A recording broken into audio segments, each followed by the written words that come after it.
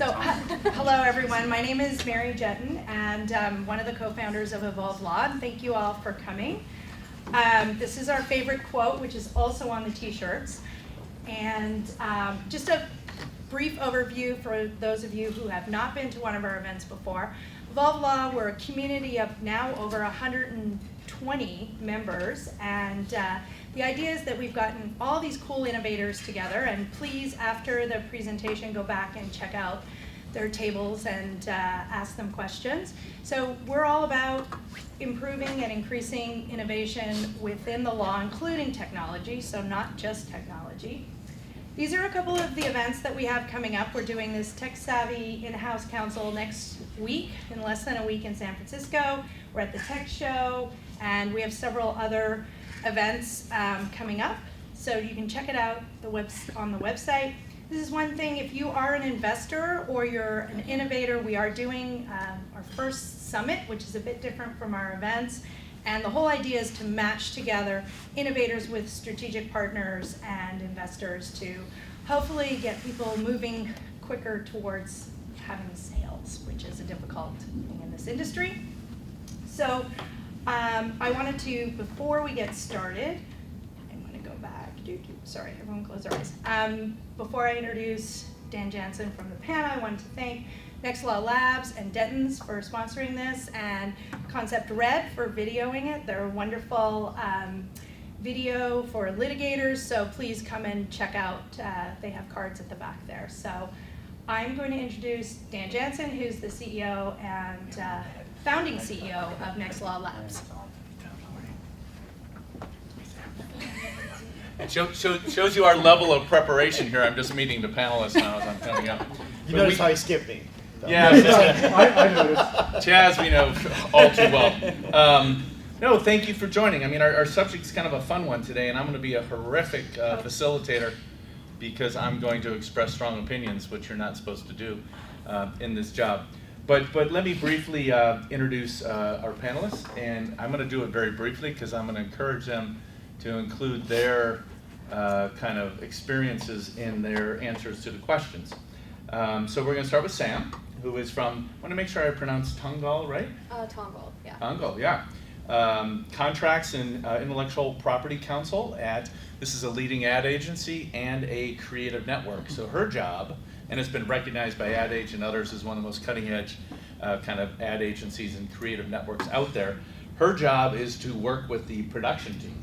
So keeping creative people within the boundaries of law, I suspect, is keeping her very, very busy. And she's going to tell us a story about CTOs on wheels, right? Yeah. Is that what you committed to? I did, I promised. Okay, and then next is Chaz Rappenthal, General Counsel of LegalZoom, a small little company when he joined it 13 years ago.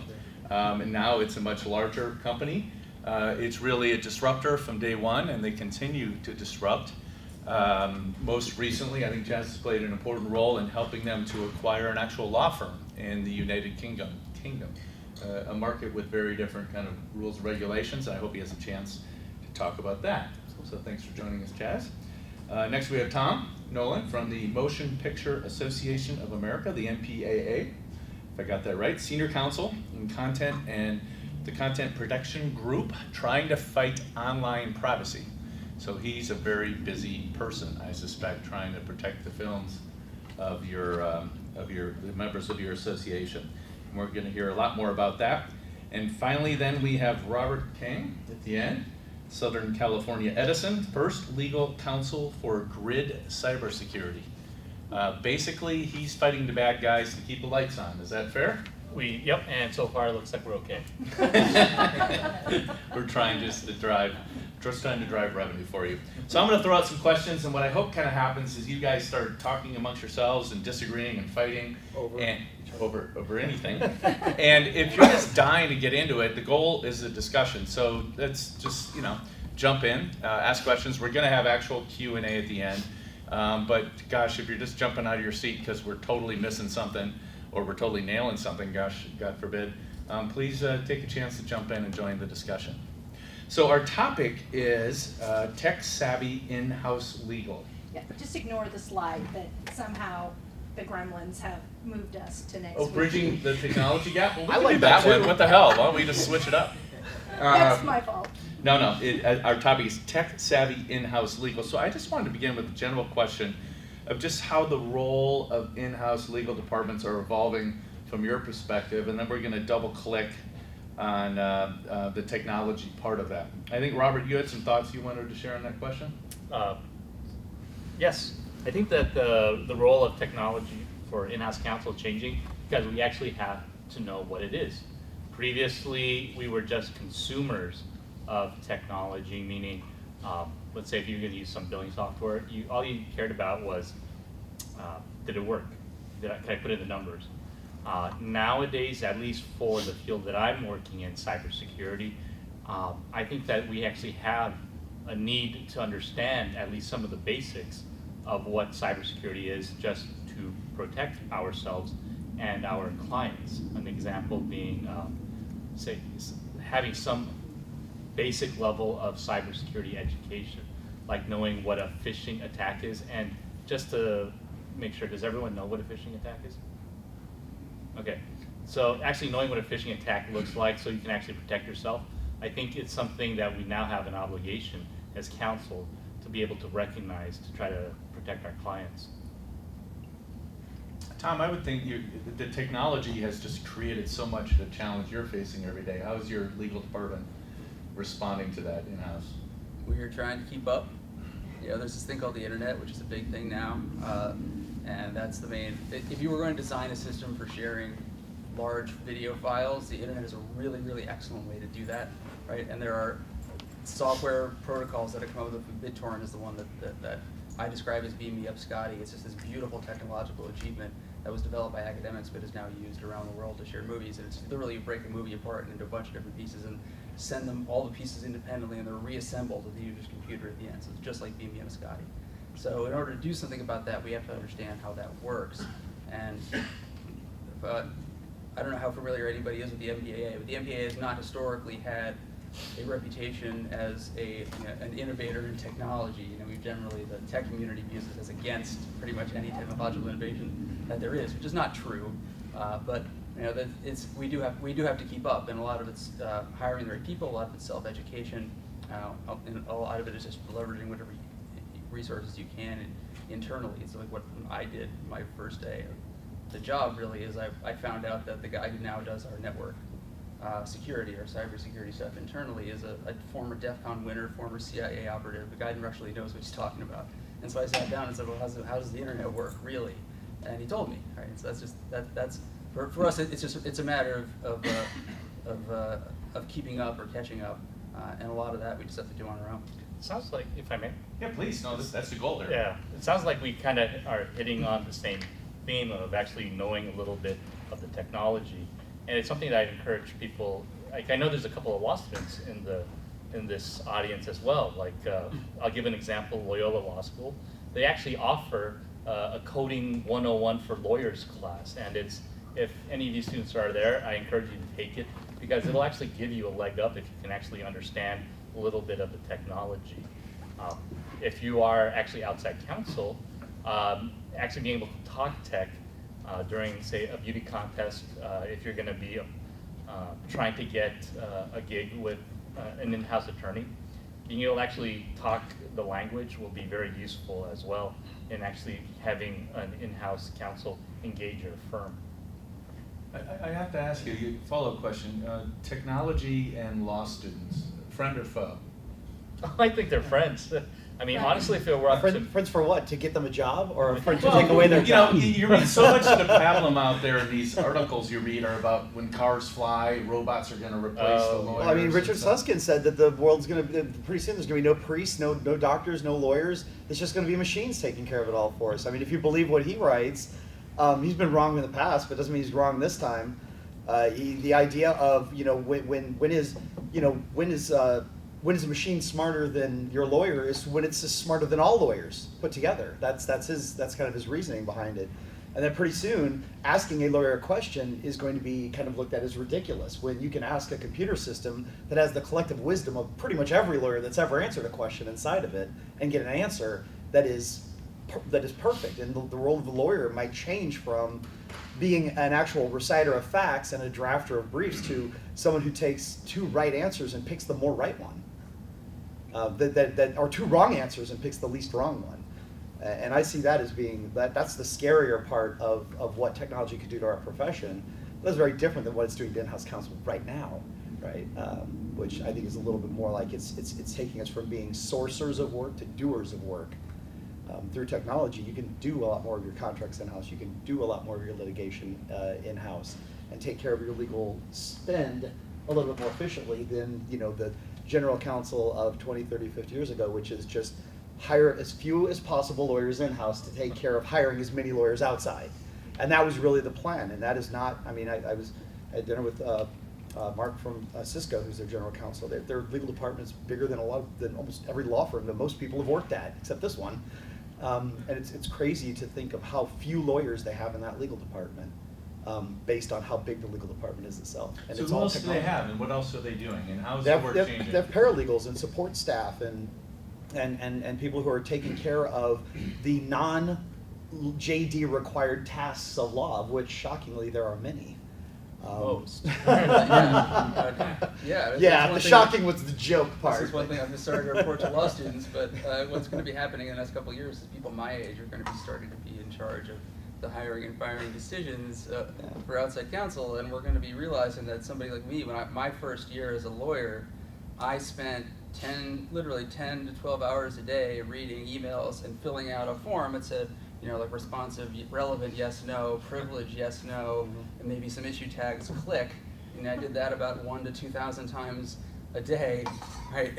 Which is hilarious, right? Because the poor client was paying something like $500 for me to do that. This 26-year-old kid who doesn't know anything, right? That obviously is insane, right? But that also is what drove the profit for my law firm, really, is because basically it's a pyramid scheme, right? So they bill the client to $500 and paid me like $50 Not you or guys. whatever.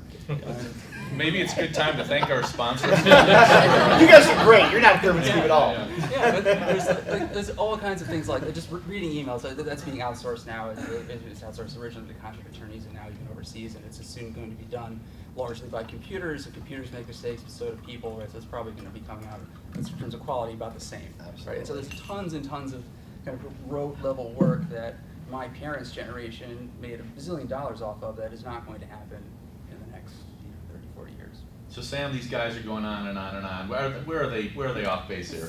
I would have to disagree a little bit, and not just And, because and I'm sorry to interrupt. Can you guys hear? Because Oh, they're yeah. kind of microphone adjacent. We're hearing? All right, Sam, Okay. please.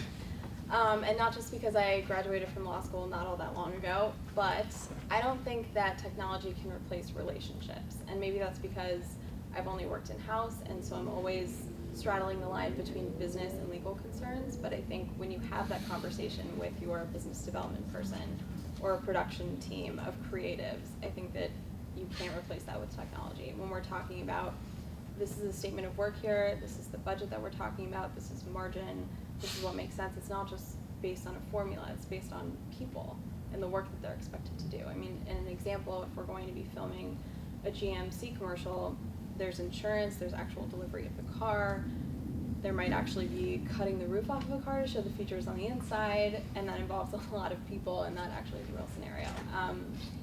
But it's not just the legal concern of what happens if someone gets hurt, and then the calculation based on that.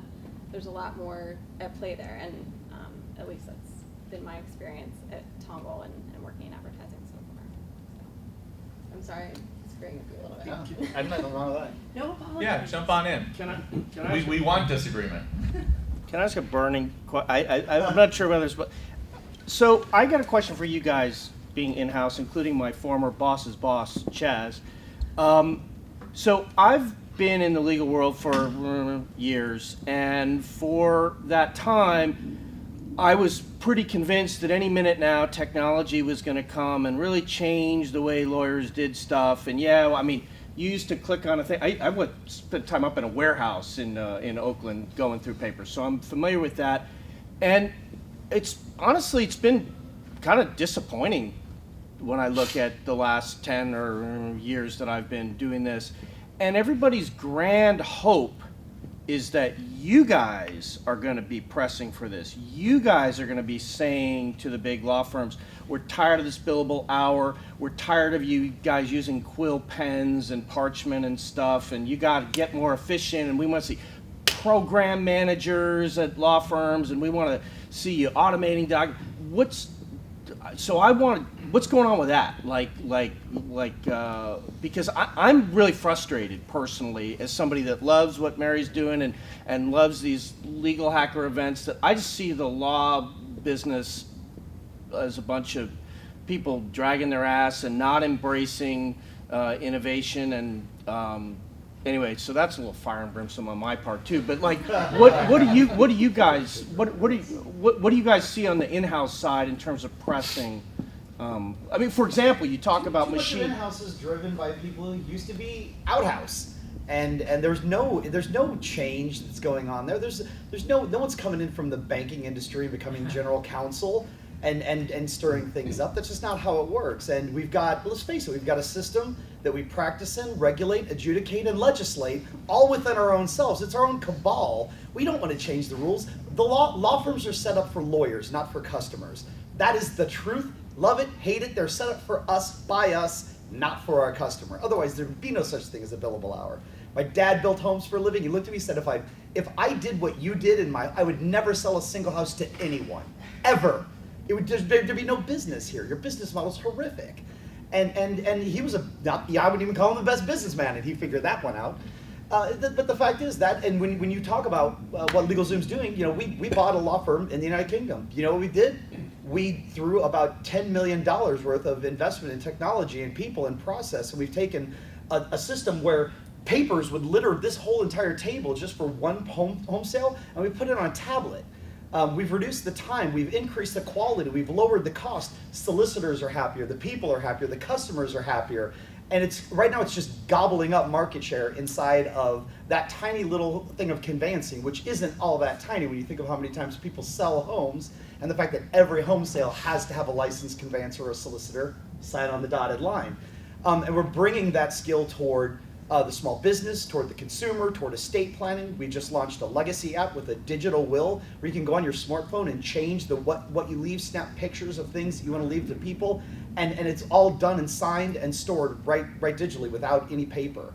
And it is the way that things are going. The law firms of the future are going to be law businesses. They're going to hire technologists. They're going to hire process people and ops people. And those people, guess what? They will not have JDs. They will not need to. And as a matter of fact, they shouldn't, in my view. So who, I think the spirit of the question is, who is the real driving force for change? And maybe who's even the wrong part of this? One could argue it's The CFO. clients. Okay, yeah, go riff off of that. It could be the It's the technological CFO. trends are driving it. It could be the CFO. It could be the client. number it could one be- thing that I get yelled at is make legal spin predictable. And you can't make legal spin predictable when you can't predict how much it's going to cost to get something done. And when you're relying on the billable hour, and you're relying on not even knowing if someone's going to sue you next week or next year or next month. But there are people right now, there are data scientists at Littler, a guy named Zev Eigen, who is predicting with crazy accuracy when EEOC complaints are going to come for companies like you haven't had one in 6 weeks, within the next 2 weeks there will be 3. And it's coming true. Like he's using actual big data and the manipulation and analysis of that data to predict. And that way they can start flattening out their legal spend and preparing for it. Those are the things I think that are driving most of the change right now. But I'm with Adam, it's not fast enough. It's going to take a while. I think there has to be some organization, whether it's outside or in-house, that inspires more action. And I'll give an example. HP recently announced some news that actually caused some ripples in the in-house community, which is they are now requiring their outside counsel to have a certain level of diversity in their teams. Otherwise, HP is now putting a new contract term that will say if you don't meet our meaning HP's minimum diversity requirements, we reserve the right to cut off 10% of your invoices. That's pretty big. And it actually is getting a lot of attention in the in-house community, which actually does try to enhance diversity. I think it's a bit of a blunt instrument, but it's something that's getting a lot of attention. And it's something where you need someone to actually do something inspiring. Whether the technology point is the one, I'm not sure. Because basically what I think you're suggesting, and I think it's, I personally, not Edison's view, I think is a good idea, is to say like, I have, templates and a process to use templates, so the lawyer does not have to recopy or try to figure out what the rules are every time he or she is going to do discovery. I think that's phenomenal. I'm not necessarily sure if we've seen something that inspires people to say this is something to demand as part of outside counsel for everyone yet. So I'm hearing the CFO is driving some change. I'm hearing the client is driving some change. I'm hearing some technology trends are driving change. I think your businesses in particular, all your businesses are really hit by that. I'm not hearing a whole lot of law firms serious about changing. What are your thoughts? Sam? I'll chime in. I think that the change is definitely coming from being in-house and knowing how much it costs to hire someone on the outside to do the work that we could normally do. I mean, there are one-off things that we'll go to a firm for, like a full trademark search or something simple, but a lot of the stuff we can automate ourselves. I mean, we use Salesforce to track deals and to check progress and see where we're at, to check legal risk. And we're looking into things like Priority Legal, Hire and Esquire for other smaller one-off types of situations that can give other lawyers outside, maybe solo practitioners, a little bit more business, but then also drive costs down. I know even before I came into Tongle that our general counsel had significantly reduced outside counsel fees, and it's something that we're really looking towards doing, because whether we're specialized or not, we don't necessarily need a big law firm who's billing every hour for us to do even the small letters and C&Ds and things like that. I mean, personally I can do those, so. It really is driving from in-house, and I think definitely talking about budgets and how much we have to do certain things is a really big part of it. It seems, at least with the outside attorneys that we've worked with and that I've interfaced with, that they run on more of a dinosaur model, unfortunately. Sending us notices and wanting to get on calls about things that aren't happening for a year and having to renew our trademark registration or something like that. Something so small that we monitor with a Google Calendar invite that I literally did. So it's really interesting to see the contrast, though. Yeah, please. Well, I mean, outside legal spend is down and supposedly going to continue to plummet. There is the former in-house counsel for Kia travels the country now evangelizing for technology competency. He's developed an exam that he advises in-house counsel to give to outside counsel before he hires them to establish at least some basic technology competence.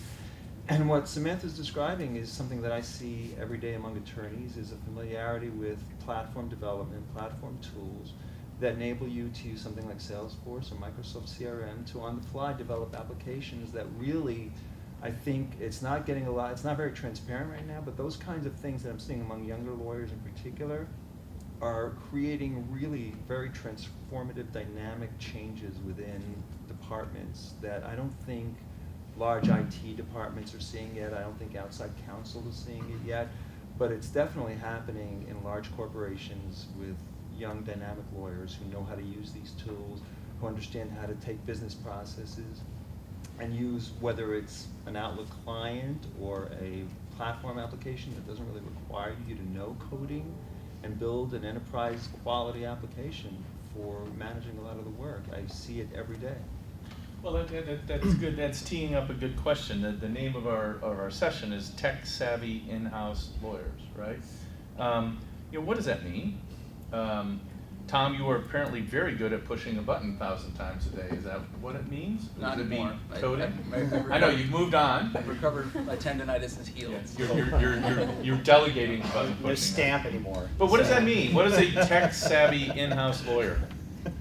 Yeah, I guess it depends on what context you're talking about. I mean, if you say tech savvy in-house lawyer, to me, you're in my world of anti-piracy, it's someone who understands how the internet works, someone who understands how the marketplaces work, someone who understands how the background infrastructure works, so you can find the choke points to find an efficient way to reduce online piracy. But I think that getting at more in this context is, well, so I'm an in-house lawyer for in-house lawyers, essentially. I work for a trade organization, so my clients are the 6 studios, which mean the lawyers for the 6 studios. So I'm situated a little bit differently. But I think what you're trying to get at here is, what does an in-house lawyer at Bank of America do to leverage technology to make his or her job run smoother? And I think that's just exactly what Theo was saying. Is like you just do basic common sense things. Like if you can create yourself a basic API to manage your workflows, you don't have to pay somebody else to do it. You just do it yourself. That makes sense to do it, right? And you can only do that if you know how. But it's just really just common sense stuff. But it's getting easier and easier. I compare it to snap circuits. You used to need a soldering iron and know how to, hardwire circuitry. Now you can take a couple of modules, with a software development kit or with a platform, and create something that's really impressive. A few years ago, it would have cost hundreds of thousands of dollars to do what people can do now. I mean, what you're describing, I would imagine, in terms of rights management and what you can probably do with Salesforce and work with business development teams and what you can do with anti-piracy tools to create those things on the fly and get data coming in from your entire internal client base is, I think, not really being seen by, it's not really registering yet, but it's happening. Yeah, it's definitely happening in one of the things that we do is we have not computer programmers, but not people who know how to write code, just like thousands of lines of code, but people who know how to make a scraping tool, right? To scrape, say, Google Play or the major app stores to find apps that say free movies on them, and then just those get dumped into a folder, and we just report them to Google or Apple, and they're gone, right? So you don't need to have to hire this big outside investigation firm or private eyes or cybersecurity expert guys. You can just write the tool, scrape the stupid sites, and take it down. Could you have done that 5 years ago? No way. It's amazing. So I have a little bit of a contrary view. You know what a tech-savvy lawyer is? A tech-savvy lawyer is a person who hires tech-savvy people to help them solve problems. A tech-savvy lawyer doesn't learn to code. I don't learn to code. I don't learn to do my own in-house construction. I don't learn, I think I told someone earlier, how to turn lathe legs to make my own furniture. I find people who are specialists at that and let them do it for me. I don't go and say, I'm going to build. You know how difficult it is to make production-ready code? People at Target do, and look what happened to them, right? They got their asses handed to them. Right? Somebody else has already. Someone's already doing it, and they need to tell you, how to do it. And this, I think, is also a slightly fundamental flaw inside the law business, which is we don't give technologists a seat at the table.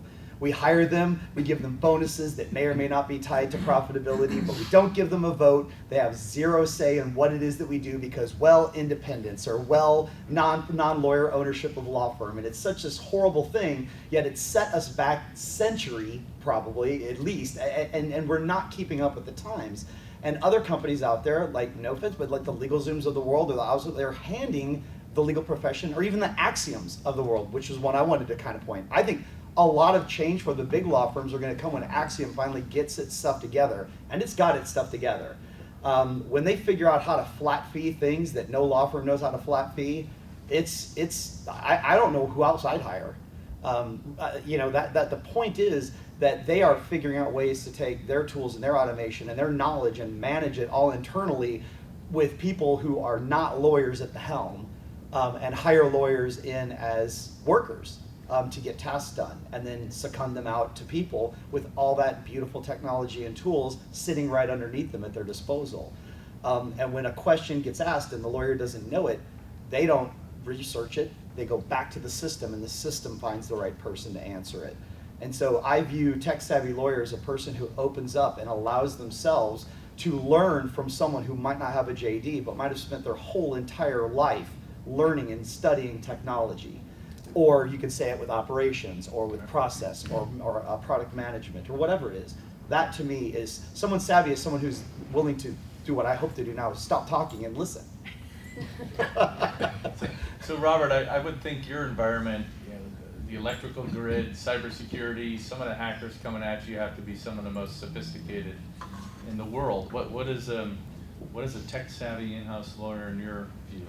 This is something that I agree with Chaz, and I'll actually give some practical Hey, you tips. got one, Chaz. Well- Right. So my suggestions for a tech-savvy cyber lawyer, step number He has a one is actually to PowerPoint. develop relationships with your IT and other departments.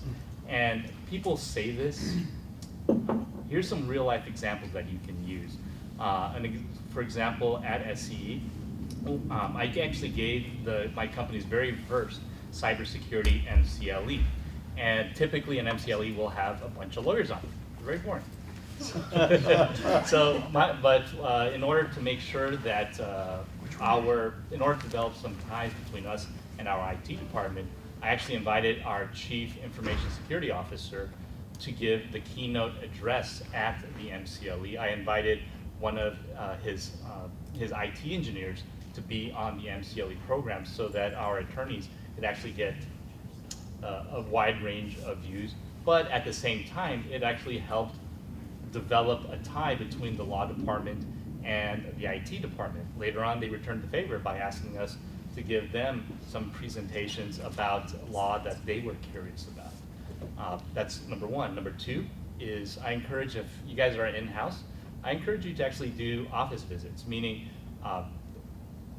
go out to your client groups and actually have lunch with them. Because a lot of clients that I've talked to, this is probably more with the bigger companies, is they have a perception of lawyers, all you do is you're in your office, you make us come to you. It kind of pisses them off. So it's really nice if you can actually go out to them and show respect to your client groups, especially on the technical side. And it helps develop ties. And it actually gets you someone who's very tech savvy to give you the information that you as a lawyer might need to try to make things more efficient. So my recommendation for you. And you brought PowerPoint slides, so that's an unfair advantage on our panel. Thank you. Sam, you're in a very creative environment, though. I mean, tech could be double-edged sword. I'm sure it's leveraged a lot, but also the creatives have a reaction to it. What do you see the answer to this tech-savvy lawyer? I don't have a PowerPoint slide, so, but in our field especially, it's helpful to consult with our tech team, so I will agree with the panelists. And I do ask a lot of questions. I think, but it is important to explore what's out there. So I'll provide an example.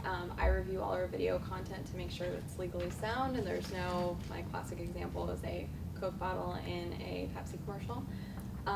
And I provide feedback to our production team. They talk to the filmmakers, time code by time code. So it's this long list, especially the longer the piece of content, the longer the list usually, because it's easy to overlook things, especially when you're a creative and you're thinking about composition and feeling. You're not thinking about what's in the background. But I've looked into software called Whipster in particular that will allow me to use like sticky notes almost at different time codes and different places so that everyone can be looking at the same thing and get the same feedback at the same time, which really makes me a lot more efficient. No one's coming to me asking if I've reviewed the 20 videos yet because I'll have done it a whole lot faster. And I think it's looking for solutions like that. But like I said, I ask a lot of questions. I might go over to our CTO who might be in robot form, might be visiting from San Francisco. Really, it depends. We have a robot on wheels now where he can tap in and roll around the office and answer questions and monitor code, and if we're having an issue and if we had some sort of security breach, knock on wood, he could be there to really interface and help out with that. But I ask about where the vulnerabilities are and what things mean. I mean, even if I'm reviewing a technology agreement for a partnership or a supplier or something like that, I don't know what all those terms mean. And I'm okay with that because I'd rather learn and ask questions than assume that I know what I'm talking about. I gotta ask, right, when you actually see your CTO in the little robot, is it kind of hard to like not break a smile or a laugh? Cause We laugh at him a lot. There's been some pranks. People will like put a sticky note on the back of the robot saying like "kick me." That's a favorite. He kind of like rolls into meeting rooms. We've taken some pictures with him. He's had a lot of fun. He's a little dry at first. He has a real heavy Russian accent, and so getting to know him, getting to break through his shell is really special. I've gotten him to laugh, so that makes me happy. We use Asana for technology issues, other tickets and things like that, and he'll like heart my comments or when I say thank you or something. So like I've gotten there. David? So in terms of pure technology, rather than process, what are you looking at over the horizon in terms of like AI, blockchain, that sort of thing? Like what's next on your radar for that? In case those couldn't hear that, as far as what you're seeing technologically coming over the horizon, blockchain, AI, and other things, what are you seeing coming down the pipe? Let's go. All those things are great. I think that the advances that we're going to see in the next 2 years in NLP and language processing, I think I had a scientist tell me that Siri's funny now, and when it gets things wrong, you kind of laugh. But in another year, that's going to start really pissing you off. But in another year after that, it's not going to get things wrong anymore. And when you combine the concept of natural language with what could be an analysis of a large amount of data that's stored and very quickly accessed, I see the, hey, go take it, first year or junior associate or summer associate, can you find the answer to this? I find that to be, I think that's going to go away. I don't think there's any reason why you wouldn't ask the computer that question and get an answer with a probability of how right it is, and then you only hire someone if the probability is not over a certain number, say it's 40% or 80%. So you take that combines the concept of AI and NLP together in a true get on your phone, ask a question, get an answer immediately with a probability, a site, and God knows what else, right? In your own, right on your phone. I think blockchain has one of the most. I think that the applications of blockchain could, if we are able to amend the rules of evidence, could seriously knock out just thousands of contractual lawsuits by showing that this indeed is the contract that was signed by everyone and it is irrefutable. Not that there's even a rebuttable presumption, but that is literally irrefutable. I find that to be kind of interesting, that there would be no real discovery. It would just exist, and there would be no one could doubt that it was the right document. But again, I think we're 20, 30 years from getting the rules rewritten?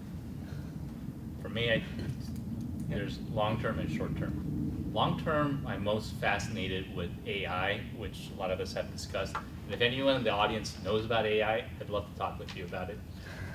Short-term, the thing that I'm personally most fascinated about is augmented reality. And does everyone know what that? Super cool. Yeah, I mean, it's a couple of years old, but if you actually look for this commercial that Google made called A Day of Glass for Google Glass, it's amazing. And the idea is that you wear the glasses, and if you need information, whether it's the rules of evidence or something, it'll actually pop out in your field of view.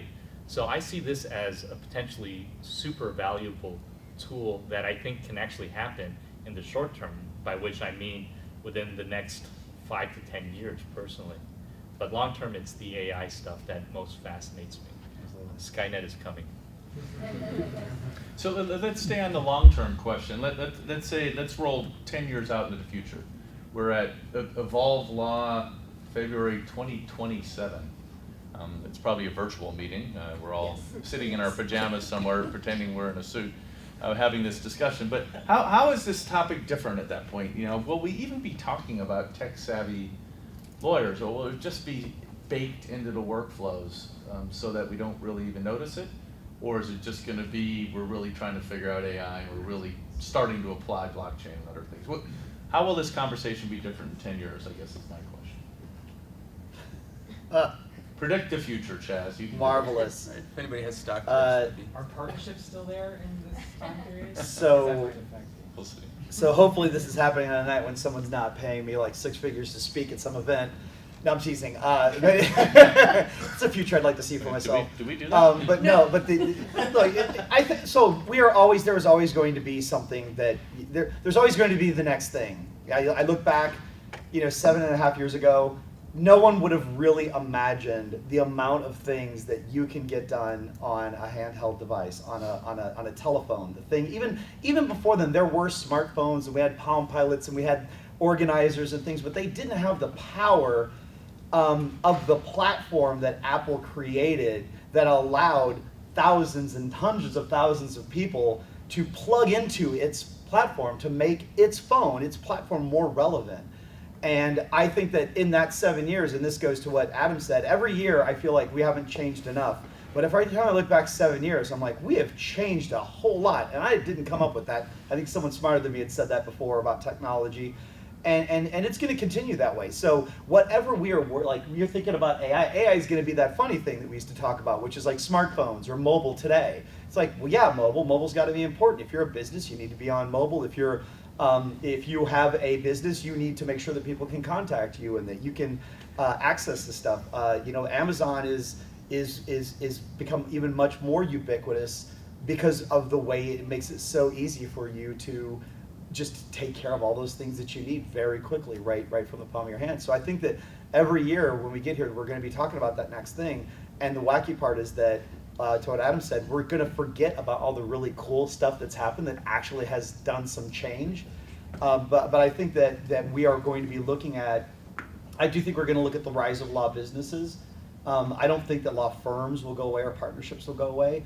But I believe that there are state bars right now that are trying to figure out a way to crack the nut of non-lawyer ownership and private and passive investment in law firms and being able to give, so a law firm in Texas can actually have a chief technology officer and call her a chief technology officer, which actually does not exist because it's an ethical rule that you can't have a person who's not a lawyer be called chief anything in a law firm. It's a ridiculous rule, but it exists, right? Those types of things are going to go away because the consumers, in case me as a consumer and a provider, and the providers are going to start demanding that they go away. And they're going to see that the companies that aren't restrained with the shackles we put on our own profession are doing better, and we're going to start asking for them to be taken off. And so I think that there'll be a lot more law businesses that are consumer focused than there are law firms that are partner focused. And to kind of jump off that a little bit, I think that in 10 years we'll be talking about new issues. I think something that I've been looking into lately, especially because we've done a virtual reality type of project, is that in a few years I'll be reviewing a piece of content and talking about infringement and having to use a VR headset. It's presenting a whole new issue in a way that academically sounds really cool and then also kind of makes me dizzy.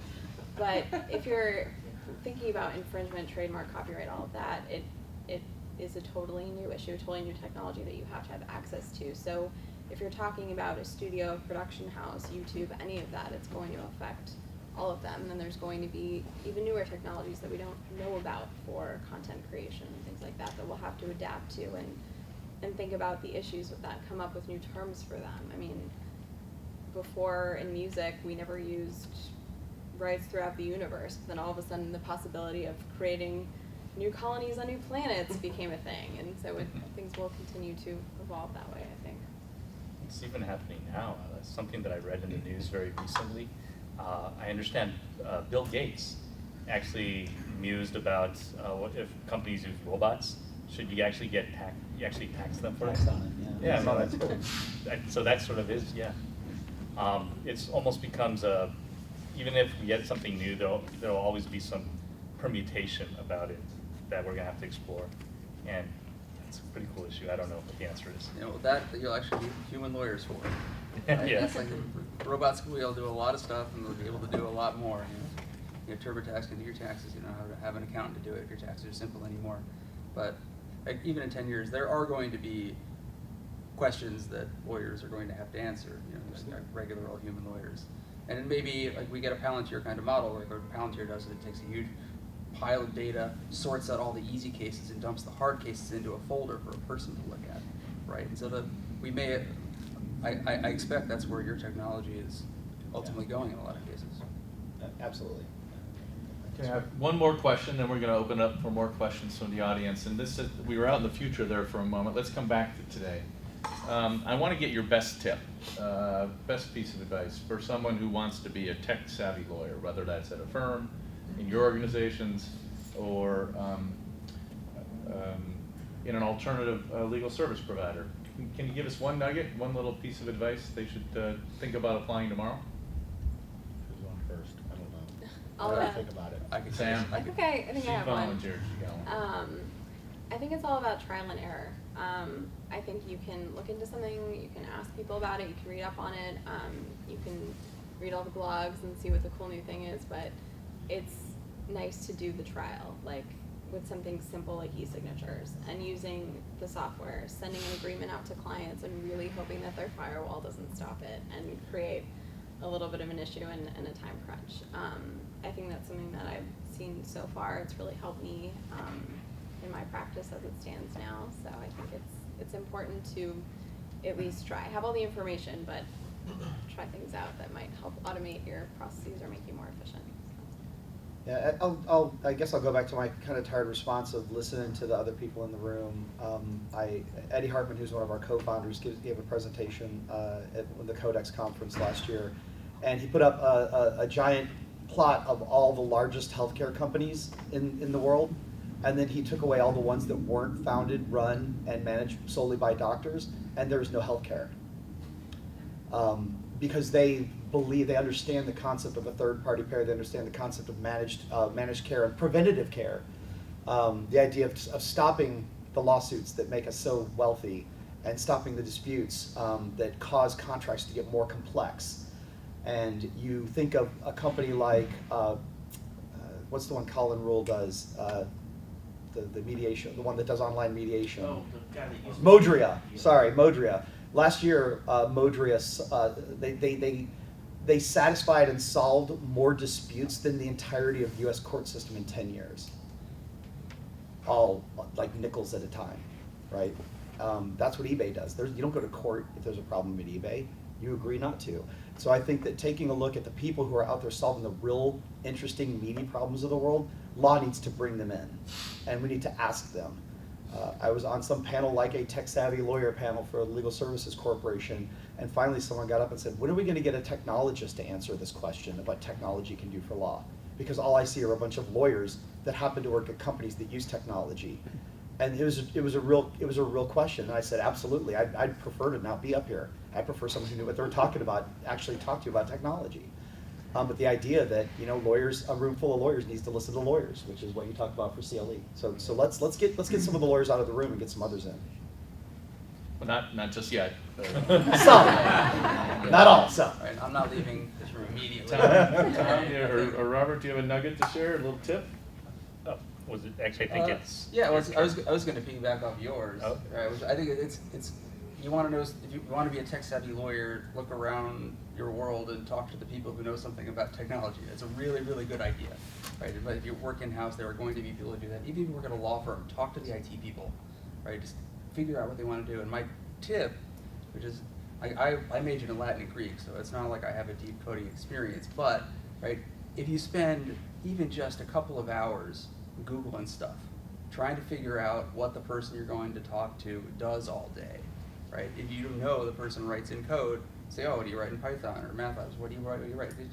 You don't need to have a huge depth of knowledge, right? But if you just spend some time, it's just really just common courtesy, really. If you spend some time learning about what the person you're asking for favors to what the person does all day, then I have found the responsiveness that you would get is a lot better than you would just be if you just walked in and said, hey, tell me about this problem or fix this problem for me, please.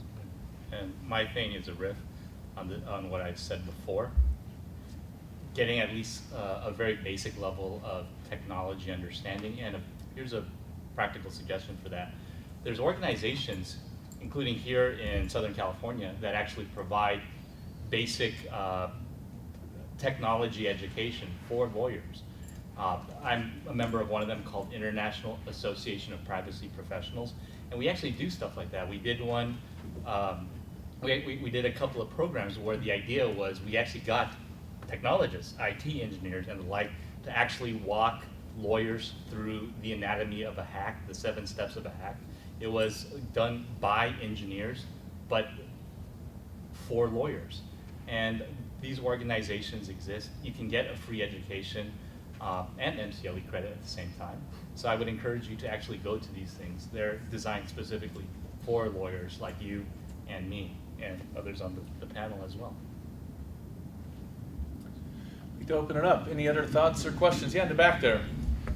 So I'm curious about, we talked about NLP and AI, it's fancy buzzwords that are used a lot, but I think especially in law and my company that I'm a part of, that can be too much of a shameless plug, is all technologists looking at that kind of stuff. And I think machine learning is actually, I think, the biggest sort of foundation of all of it, where you mentioned clicking a button 1,000 times. I think that could be looked at from a software system that can actually determine what is otherwise should be automated. So I think it's not about technology replacing the lawyer, but it's about machine learning, understanding what a lawyer does that's repetitive and operationally redundant, and then starting to replace what is bogging you down from focusing on things like interpreting the law rather than doing a lot of the operational stuff that shouldn't be paid for. So I'm curious if there are areas of sort of the day-to-day practice that you do as lawyers that you see as sort of operational overhead that could be automated if a machine was able to look at, well, here's sort of my day in the life as a lawyer, and here's things that distract me from doing my sort of everyday work that actually is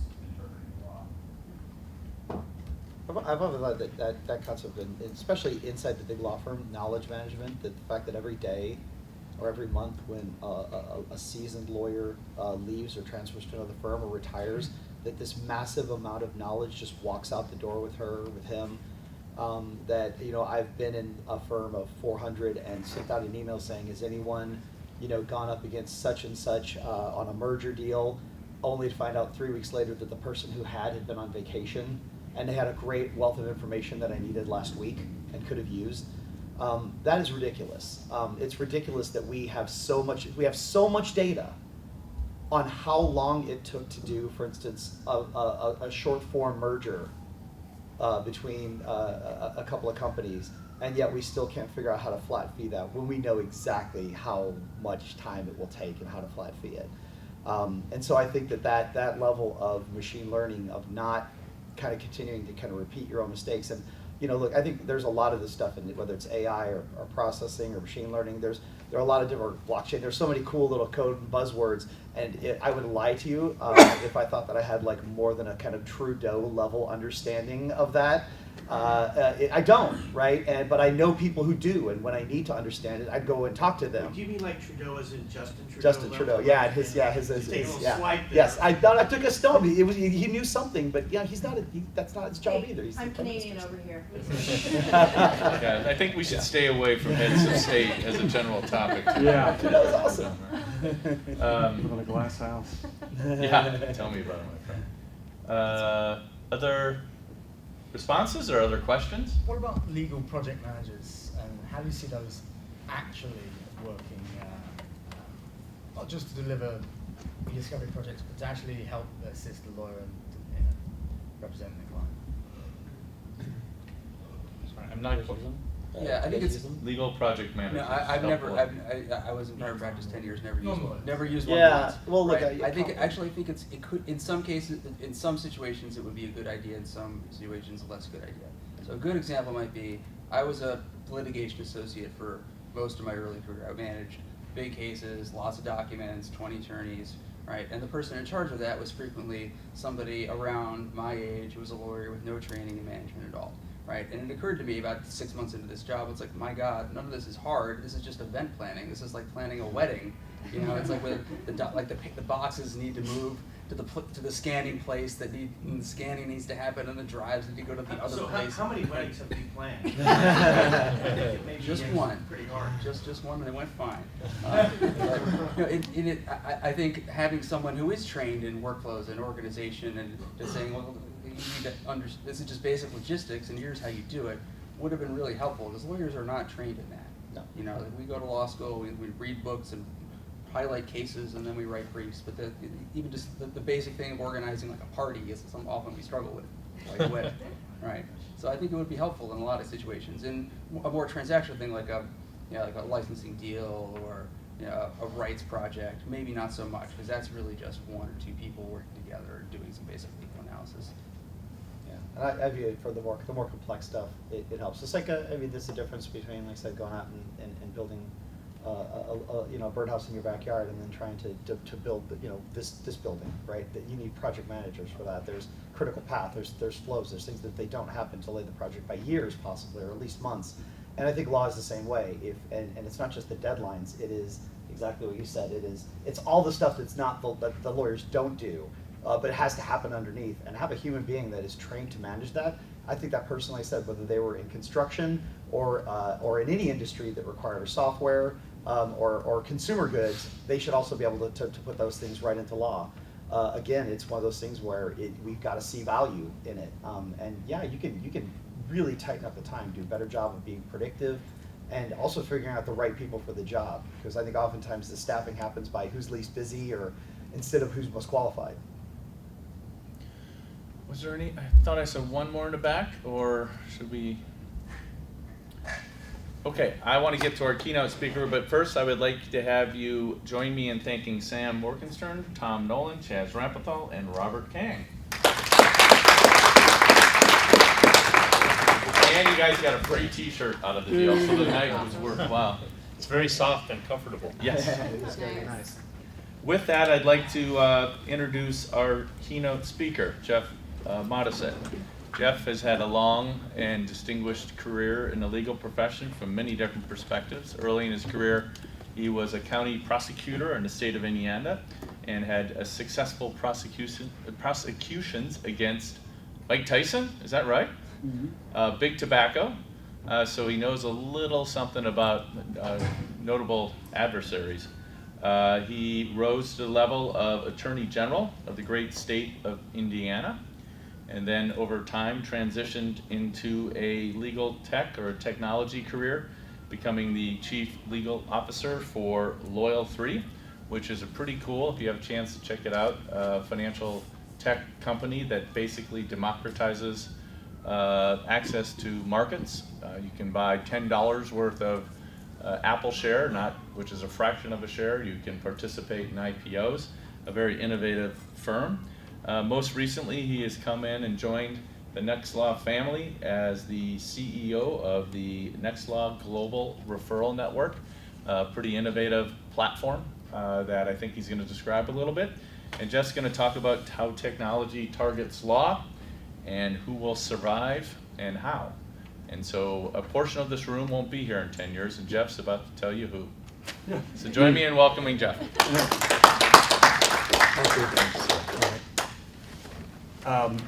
Thanks very much. I think we can dispense with the PowerPoint since. Oh, do you want me to pull it up? No. I think I'd rather just kind of react off of what some of the people have been saying here and get right to Q&A. But I really, a lot of what was said resonated with me, especially because, as Dan said, my background was all in federal and state prosecutions, and I was in the state of Indiana, about as far away from Silicon Valley as you can get. And I had an experience where I just was amazed at the power of the internet.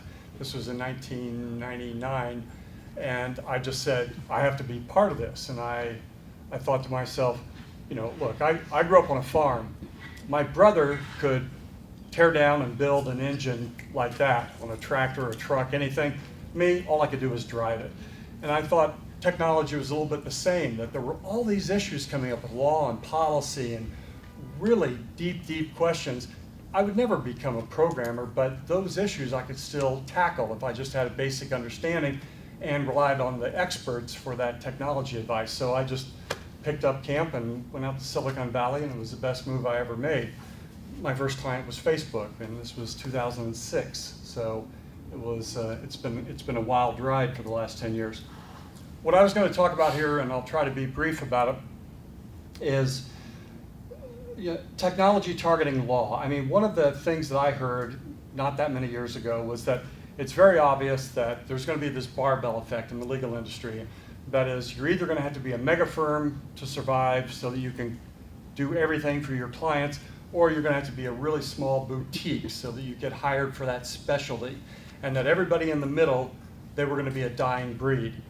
And what we found in recent years is that it's partially true, but it's mainly not true. What's happened is, at the top end, there has been consolidation. And a lot of that has been driven by in-house counsel who've said that I don't want 30 firms on my panel, I want to narrow it down to 3. And so you have more and more pressure to consolidate at the top.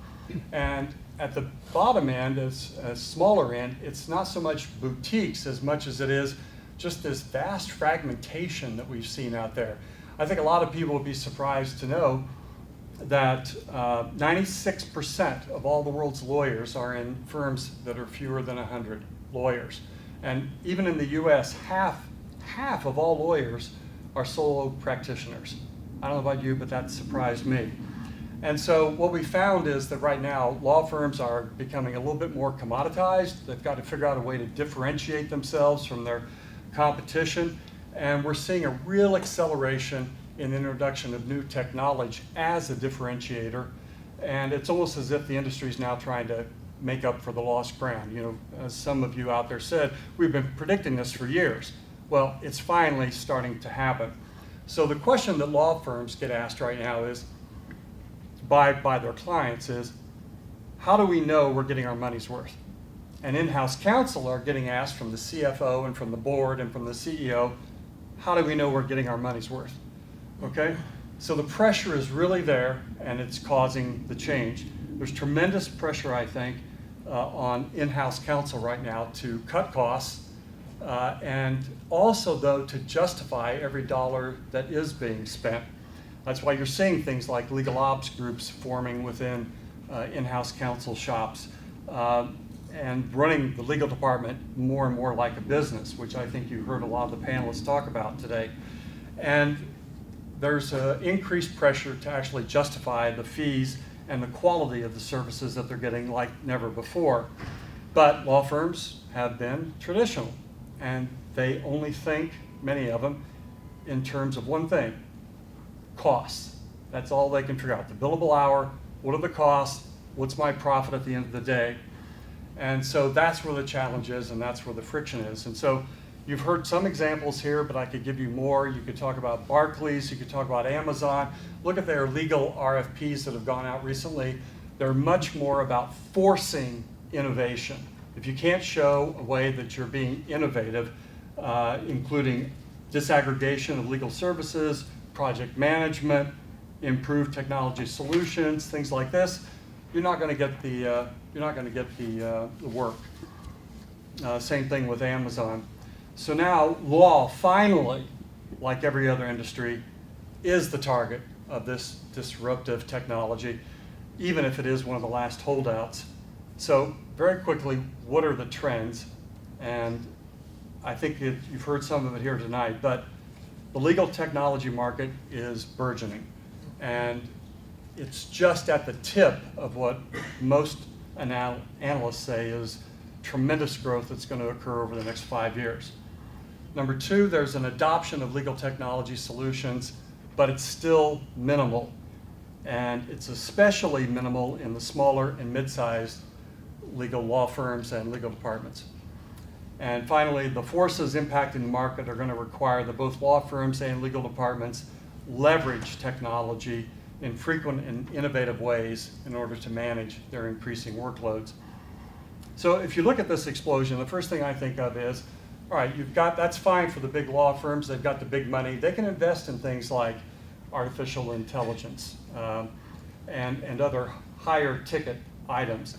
But what about all of these solo practitioners and smaller and mid-sized law firms? I mean, they used to be able to get by just showing that they had personal computers and they knew how to use LexisNexis, and we're so far beyond that. You know, how are they going to survive? And so what I wanted to throw out is that I think that there is a way to do this, and I was thinking about it in the context of what I've been doing at NextLaw. We've created what we call the NextLaw Global Referral Network. There's all sorts of legal referral networks out there, LexMundi and the others. Ours is very different. It's free. It's not pay to play. Anybody can join if you meet the quality standards. There's no geographic exclusivity. You can have 10, 20, 30 law firms in one particular geography. The idea is, and what Denton's was thinking about, is that we want to find exactly the right lawyer in exactly the right place for our client. If it's us, great. If it's not, our clients will be better off and they'll like us better if we find them exactly the right person. I think it was Chaz who was talking about the fact that, you know, my God, just because the very best person was on vacation, you know, we didn't get that person, that's absolutely ridiculous. So we have developed this platform, and even though we just launched in October, we already have over 390 law firms throughout the world that have joined, and we think that we're going to be on a path that'll be clearly 500 or more by the end of the year, because we just launched in October. And clearly our preeminent purpose is to generate more referrals and get the accretive income, accretive revenue that comes from that.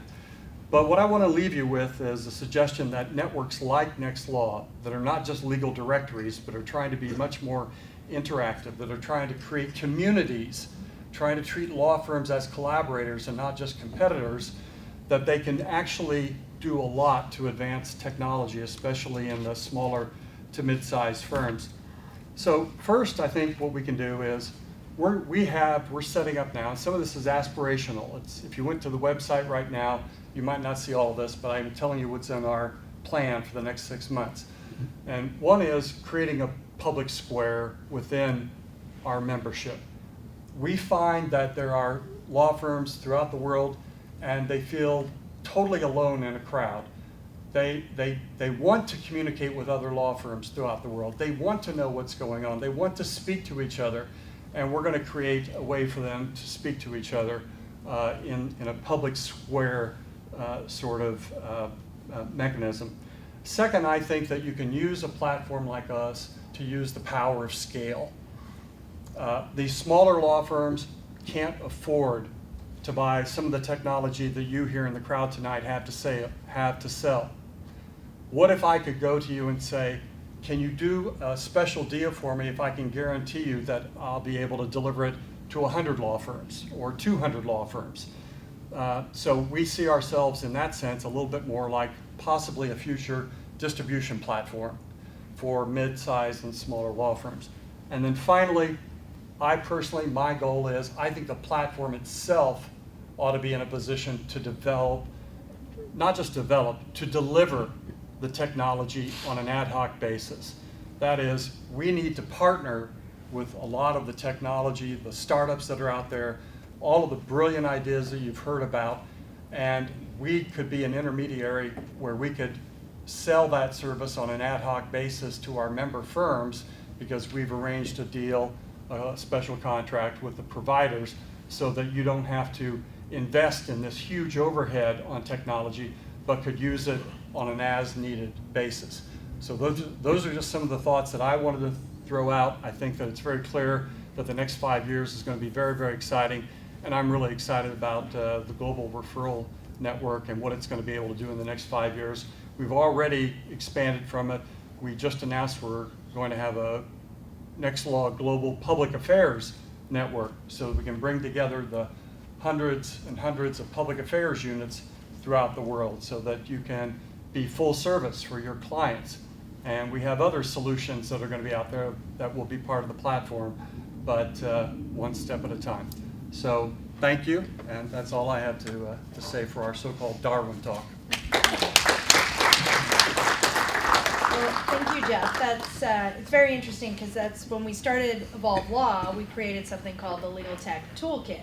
So you can go to the evolvelawnow.com if you're an attorney, and that's where you can check out all the things that you should have in your little toolkit in terms of being an attorney.